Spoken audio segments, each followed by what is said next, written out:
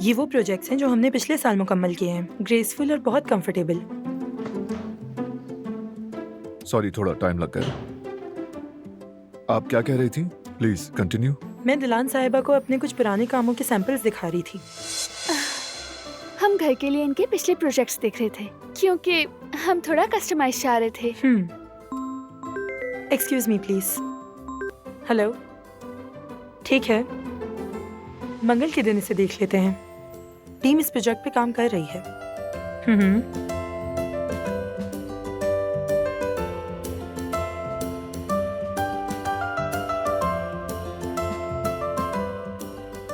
देखो, मुझे ये वाला पसंद आया है, तुम क्या कहती हो? बुरा नहीं है।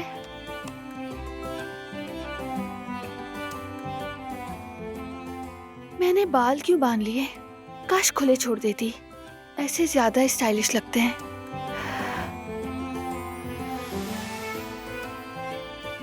अब तुम ज्यादा मत सोचो दिलान, वाकई क्या फर्क पड़ता है, ये सब हार्मोन्स की बातें हैं।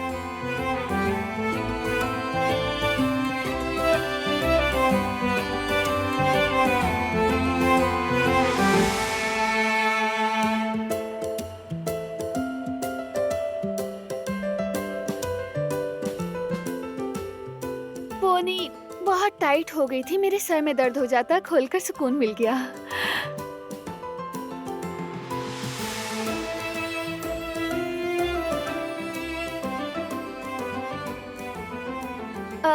दिखाओ, क्या दिखा रहे थे तुम? ये देखो।